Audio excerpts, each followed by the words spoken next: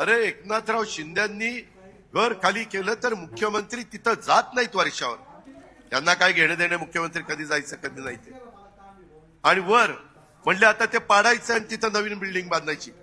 मुख्यमंत्र्यांच्या लेकीचा 10वीची परीक्षा आहे.